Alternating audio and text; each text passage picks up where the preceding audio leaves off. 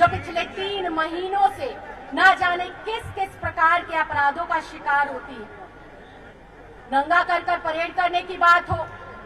अत्याचार की बात हो, बलात्कार की बात हो, सिर्फ मणिपुर ही नहीं,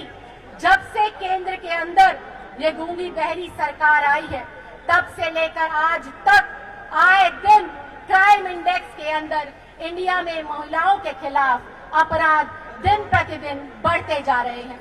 यहाँ पर खड़े होकर सिर्फ किसी के खिलाफ बात करना और एक कैंडल मार्च निकाल देना, मुझे लगता है उन बेटियों के प्रति न्याय नहीं होगा, उन बेटियों के प्रति सद्भावना नहीं होगी। आज हमें यहाँ से आवाज बुलंद करनी होगी उस चौथी पास राजा के खिलाफ जिसको विदेश में घूमने का इतना लालच है, विदेश में अपने आप को चमकाने का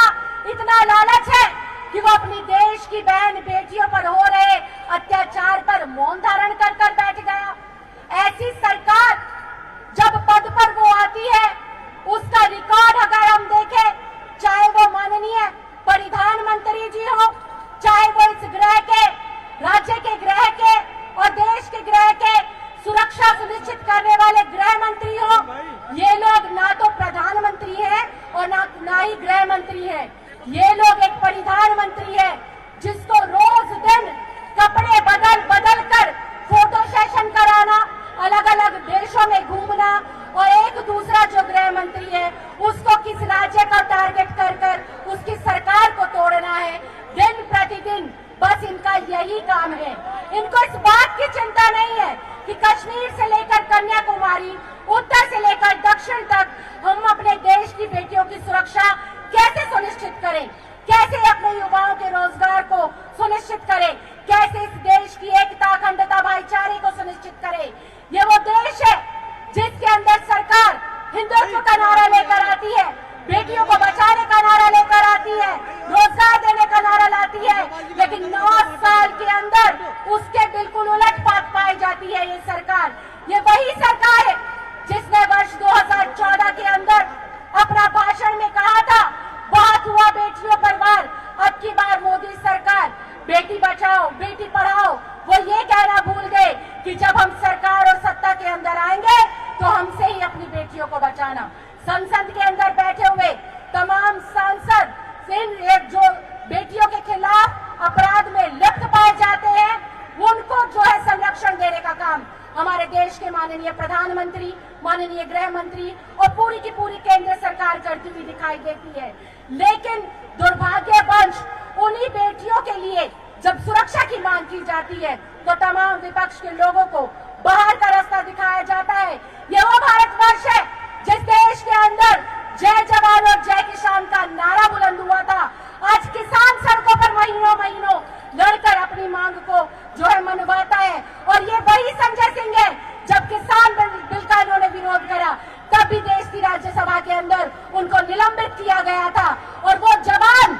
जो कारगिल के अंदर शहीद हुआ था, देश की एकता, अखंडता और सुरक्षा के लिए पाकिस्तान के खिलाफ जिसने अपनी शहादत दी थी, आज उसकी धर्म पत्नी की नंग अवस्था में परेड कराई जाती है। शर्म आनी चाहिए ऐसी केंद्र की सरकार को जो कि मणिपुर के मुद्दे पर मौन होकर बैठी है। आज इस जंतर मंतर से हम लोगों को ये आह्वान करना होगा कि हम आने वाले समय के अंदर ऐसी सरकार को उखाड़ फेंकेंगे जो हमारी बेटियों की ना हो सकी, जो हमारी युवाओं की ना हो सकी, जो हमारी किसानों की ना हो सकी, जो हमारी महिलाओं की ना हो सकी और तो और भारत माता की भी नहीं हो सकी। भारत माता के नाम पर शोषण किया जा रहा है, दोहन किया जा रहा है, गुमराह किया जा रहा है। तो मैं बस इतना ही कहना चाहती हूँ कि मोदी तेरे राज में मणिपुर जल गया आग में, तो मोदी हटाओ,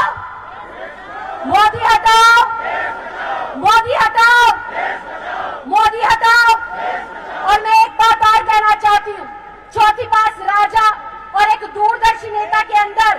फर्क इतना है। जब 2019 का चुनाव लड़ा जा रहा था, माननीय मुख्यमंत्री श्री अरविंद केजरीवाल जी ने एक ट्वीट कर कहा था कि अगर भारतवर्ष का गृह मंत्री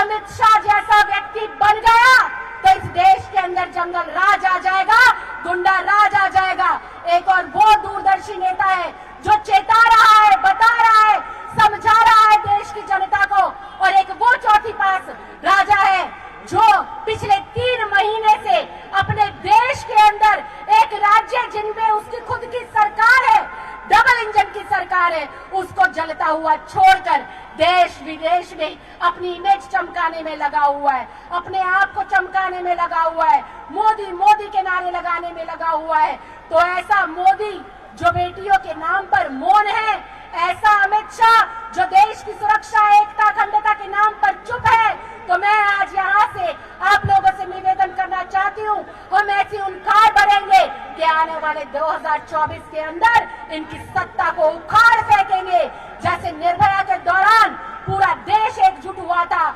आज इन बहनों के लिए, आज मणिपुर की बेटियों के लिए देश के एक एक व्यक्ति को, एक एक भाई को और बहन को इकट्ठा होना है और उखाड़ कर फेंक देना है ऐसी सरकार को जो चुप है, निशब्द है, मौन बनकर बैठी है, जो बेटियों की सुरक्षा पर एक शब्द नहीं बोलती। और विपक्ष से उनको इतना